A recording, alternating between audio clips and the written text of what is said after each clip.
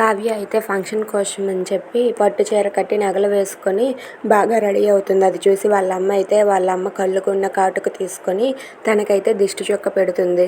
దిష్టి చొక్క పెట్టి చాలా అందంగా ఉన్నావమ్మ అని చెప్పి అంటూ ఉంటుంది. ఇంతలో వాళ్ళ నాన్న కూడా ఇలా అంటూ ఉంటారు, లక్ష్మీదేవిలా ఉన్నావమ్మా అని చెప్పి అంటూ ఉంటారు. అది విని వాళ్ళ అమ్మ ఇలా అంటుంది, కానీ మన అమ్మాయి లక్ష్మీదేవియేనండి, అల్లుడు గారు వచ్చి ఏం చెప్తారో ఏంటో అని టెన్షన్గా ఉంది అని చెప్పి కనకం అంటూ ఉంటుంది.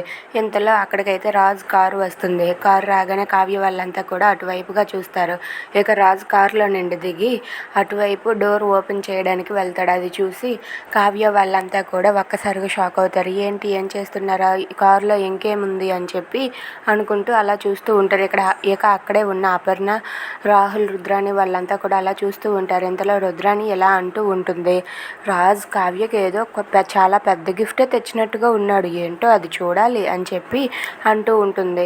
ఇక రాజు అయితే డోర్ ఓపెన్ చేసి తను తెచ్చిన గిఫ్ట్ని అయితే తీసుకుని వస్తూ ఉంటాడు. అది ఏంటో అని చెప్పి కావ్య అయితే ఆతృతగా చూస్తూ ఉంటుంది. Thanks for watching friends, please subscribe our channel. Thank you.